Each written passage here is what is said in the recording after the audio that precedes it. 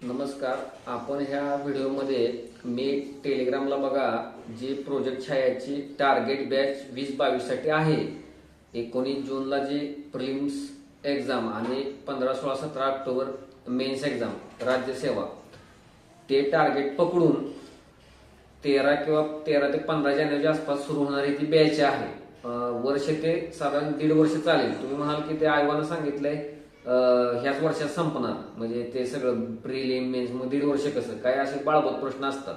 तर तुम्हाला ते पुढे गेल्यानंतर लक्षात येईल ते कसं 1.5 वर्ष लागतं किंवा काय प्रकार. त्यामुळे बोलताना तुम्ही 1 ते 1.5 वर्षाचा कालावधी वेगळा काढणं पूर्ण 100% आपण देऊ शकतो अशा लोकांनीच फक्त त्याला अप्लाय करायचंय, लक्षात घ्या. मी जॉब करतोय, मी काय करतो त्याचा विषय इथं नाही. त्यानं इथं रोज किमान सुरुवातीला 4 दिवस आणि नंतर वेळ पडली तर एक्झामच्या अगोदर 5-5, 6-6 दिवस, तर प्रत्येकी 4 तास किंवा इव्हन कधी कधी 6 तास क्लासमध्ये येण्याची तयारी ठेवली पाहिजे. अशा लोक अप्लाय करू शकतात.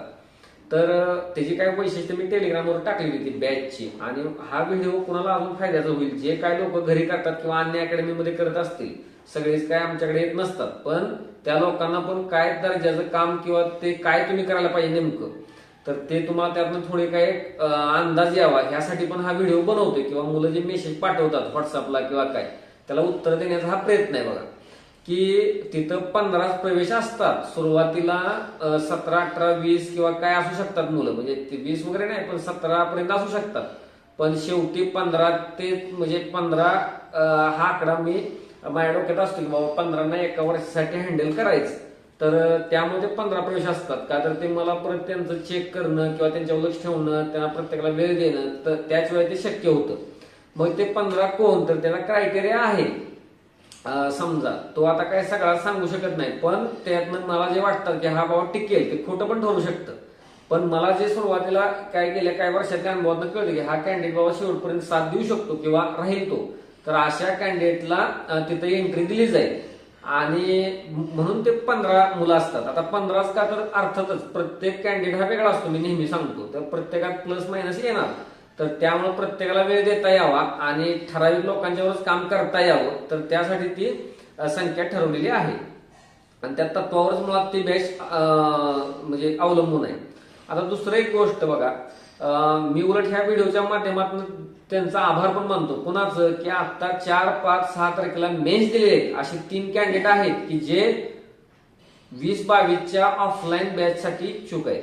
म्हणजे मी इथूनच त्यांना म्हणजे आभार मानतो. म्हणजे तुम्ही जो विश्वास टाकताय तो, अर्थात त्यांना मी सांगितलं तुम्हाला काय त्याची आवश्यकता नाही वगैरे काय, त्यांना वेगळ्या प्रकारे हँडल करायचंय. पण लक्षात घ्या, म्हणजे जरा अनुभवी लोकांना ते कळलेलं असतं, काय नाही मला ह्याच मार्गातून गेलं पाहिजे तरच काय तर हाती सापडेल, फक्त मेन्स दिली म्हणून नव्हे.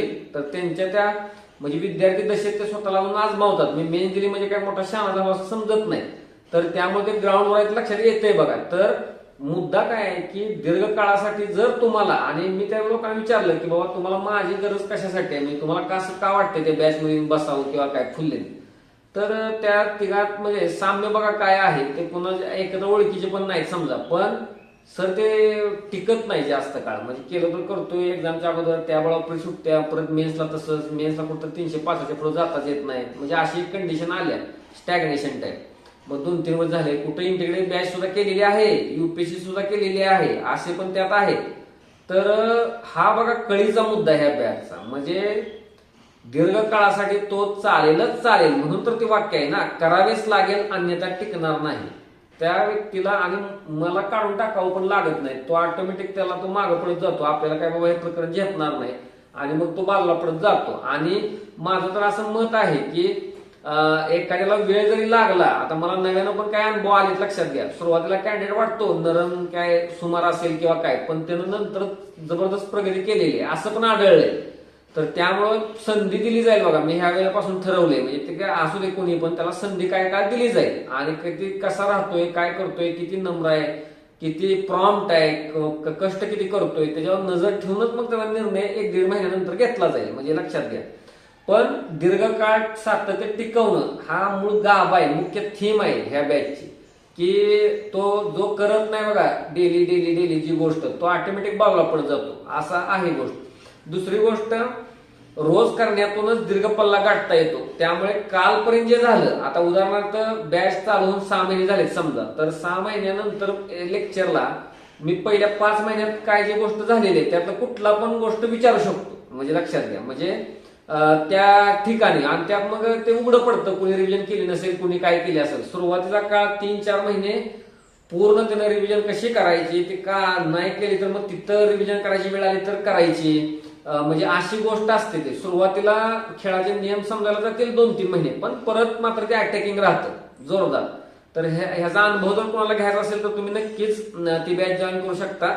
आणि त्यासाठी तपासणीसाठी म्हणून प्रत्येकाला बघा लेक्चरच्या सुरुवातीला मी काय प्रश्न विचारत असतो, म्हणजे काय येतंय का, केलेलं आहे का काल परवाचं किंवा मागच्या महिन्यात किंवा काय, आणि त्याला मग तशा पद्धतीनं मग कान पिचक्या म्हणा किंवा काय जे असेल ते शैलीमध्ये, तर त्यांना ते मिळतं बरोबर प्रसाद जो काय मिळायचा आहे. आणि शहाण्याला शब्दांचा मार, तर तुम्हाला माहित आहे ते काय प्रकार आहे. परत नंतर दुसरं एक काय बघा की मटेरियलवर पकड, म्हणजे ज्या वेळेला गोंधळ एमसीक्यू टाईपच्या एक्झाम मध्ये पर्याय बघितल्यानंतर जो गोंधळ होतो तर त्याला सर्वोत्तम उतारा म्हणजे बघा जीएस शॉर्ट्स विदाउट ऑप्शनच्या टेस्ट. ऍक्च्युअली मी टेस्ट घेत असताना असं ब्लँक पेजेस देतो आणि त्याची एक जर दिली प्रश्नांची किंवा प्रश्न, त्याचं उत्तर तुम्ही 2 शब्दात किंवा वाक्यात लिहायचं.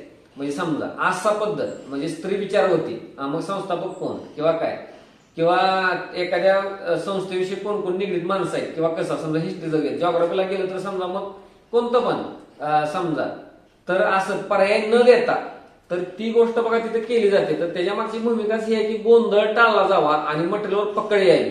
आणि ह्या टेस्टला काही वेळापत्रक नसतं, ते मनात आलं की लगेच देतो, सलग आज उद्या परवा असं पण असेल, ते एखाद्या गॅपनं पण असेल किंवा काय, म्हणजे असं ते अर्ध्या तासाच्या पाऊण तासाची तशी ती टेस्ट राहते. आणि मग जे एमसीक्यूच आहे तो वेगळा प्रकार, लक्षात घ्या. पण अशा टेस्ट असतात, लक्षात घ्या, ती खास वैशिष्ट्य राहील.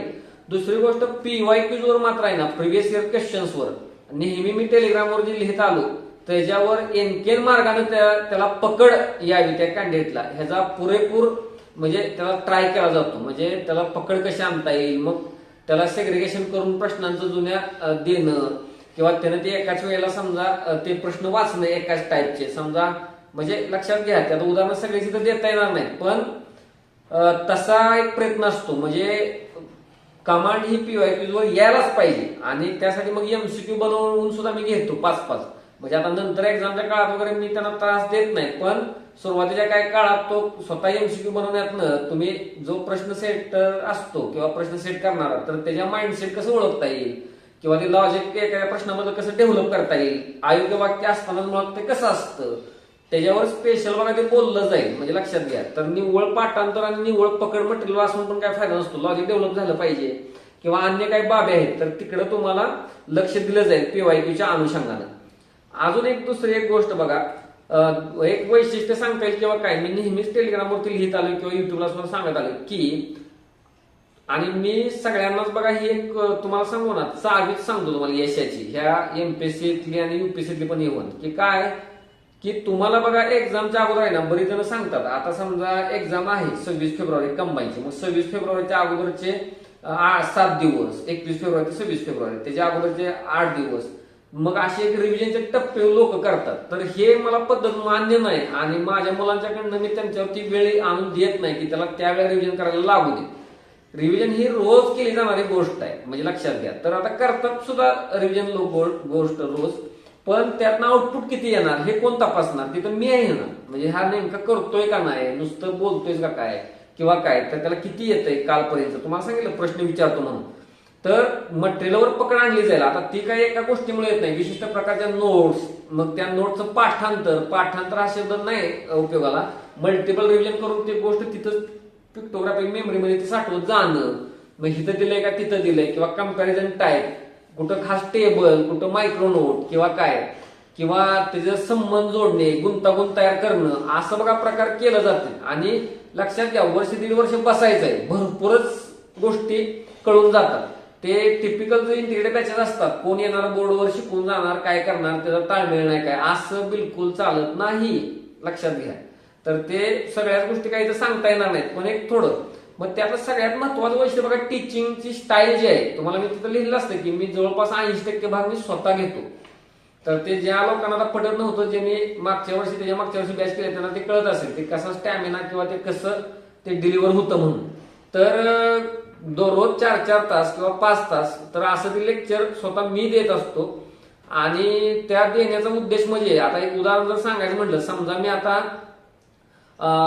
कोणता तर मी समजा पॉलिटिक्स लेक्चर घेतोय, चालू आहे समजा पॉलिटिक्सचा, आणि कुठेतरी कसल्या तरी सालाचा उल्लेख आला समजा पॉलिटीमध्ये, एखादं इयर आहे समजा, तर त्या इयरच्या अनुषंगानं मग पंचवार्षिक योजना कोणते आहे तिथं, म्हणजे समजा जर पॉलिटीनं लेक्चर चालू झालं तर ते इकॉनॉमीनं एंड होऊ शकतं, किंवा जॉग्राफीचं मी सांगत असताना पर्यावरणात हिस्ट्रीत जाऊ शकतं ती गोष्ट, प्रश्न विचारणार, आणि त्यावेळेला गोष्टीवर बोलावंच लागतं.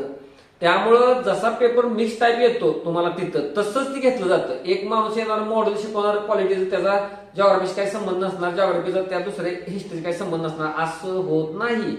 कोण कुठं कमी काय, त्याला बाबा तू हिस्ट्रीला थोडं कमी कर, तू इकडंच भर दे, एखाद्याला नाही तू सगळंच खेच, असं सांगावं लागतं, लक्षात घ्या. मग अनोखी टीचिंग शैली आहे म्हणा, किंवा त्या खेळमेळच्या वातावरणात त्यांना एक्झाम्पल देणं डे टू डे लाईफ मधली, किंवा इंटरव्ह्यूची तयारी ही काही एंडला नाही होत मेन्स दिल्यानंतर, माझा त्याच्यावर विश्वास नाहीये, लक्षात घ्या. तर ते अशा बोलण्यातनच तो विश्वास क्रिएट होत असतो, म्हणजे तो तयार होतो, आत्मविश्वास जो काय होतो तो, म्हणजे तो कसा बोलतोय, प्रश्न कसा मांडतोय, किंवा पंक्च्युअल कोण कोण आहे, किंवा काय प्रकार, तर हे सगळं गोष्टी तपासली जाईल. आणि एक विशिष्ट बघा शैली आहे, तुम्हाला व्हिडिओच्या माध्यमातून सुद्धा ते कळून आलं असेल, म्हणजे हे बाबा कसं काय लेक्चर, तर ते आता बघूया आपण पुढं कसं मला जास्त लोकांपर्यंत पोहोचता येईल आणि काय करता येईल. पण एक ती अनोखी शैली आहे बघा, आणि त्या शैलीतच तिथं यश दडलंय असं मला पण कधी कधी वाटतं. का तर मी जर नैसर्गिक नाही राहिलो तर तसं आउटपुट कधी कधी मिळत नाही. मग तिथं शिस्त आहे, बडगा आहे, तिथं ते सांगणं आहे, तिथं काय लोकांच्यावर मित्राचा नाता आहे, असं काही नाही की सगळ्यांनाच तसा एक भ्रमच पैदा केलाय काही लोकांनी, तर तसं पण काय नसतं. जो कष्ट करतोय तो चाहता आपला, संपला विषय, एवढंच त्याचं लॉजिक आहे. बाकी बाकीचं मला काय माहित नसतं, बॅकग्राऊंड वगैरे काय प्रकार, लक्षात घ्या. तर ते टीचिंग स्टाईल बघा ती महत्वाची आहे. दुसरी गोष्ट, अनइंटिग्रेटेड बॅचेस मध्ये जेवढं टीचिंग होईल ना आवर्स मध्ये, तेवढं बघा माझ्याकडनं नक्कीच होतं, किंवा त्याच्यात 1.5 दुप्पट सुद्धा होत असेल. आणि तितकंच मेंटॉर आहे.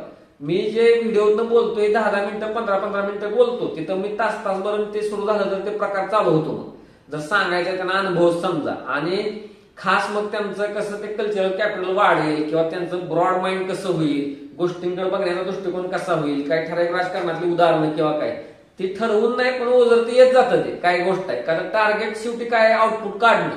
तर त्यामुळे त्याला जी गोष्ट तुम्हाला 4-5 वर्षात एखाद्याला मिळेल, धक्के खाऊन अनुभव घेऊन, ती गोष्ट त्या कॅन्डात त्या वर्षभरात देण्याचा आटोकाट प्रयत्न केला जातो. मग तीच गोष्ट म्हणजे ती मेंटॉरिंग आहे. म्हणजे कोण हातबल होतो, घराचा प्रॉब्लेम असतो, कोणाचा काय प्रकार होतो, तर ते बोलण्यात वगैरे त्यांच्याकडे कशा गोष्टी काढून घ्यायच्या हे बघा बघितलं जातं.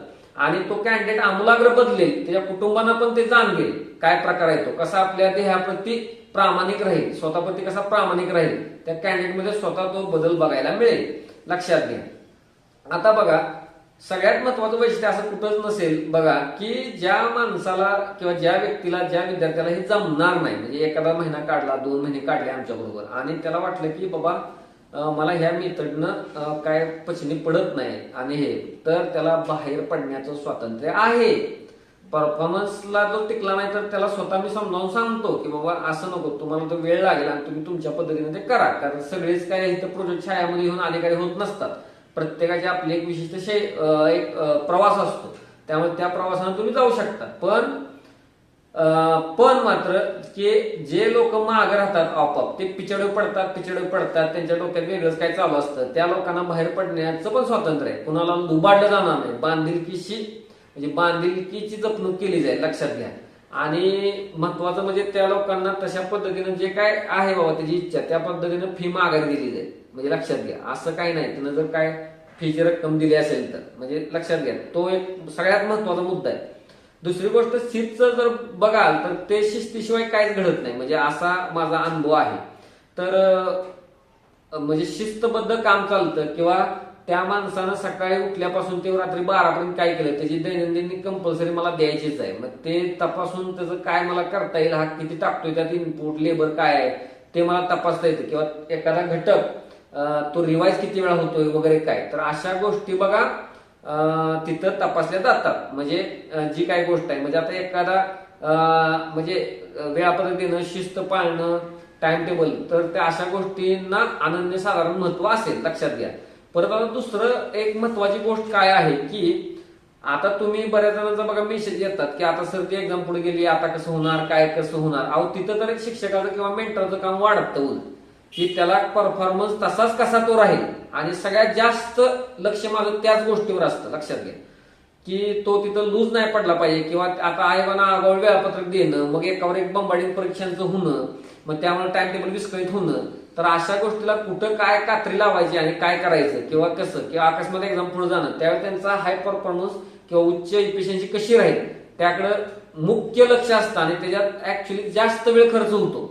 तर इतर बॅचेस मध्ये तुम्हाला तसं दिसणार नाही, की तुम्हाला त्यांना तर उलट ते म्हणजे दुष्काळावडे सर्वांना कसं आहे तसं करोनावडे सर्वांना असं होईल, पण ऍक्च्युली इथं नाही तसं घडत.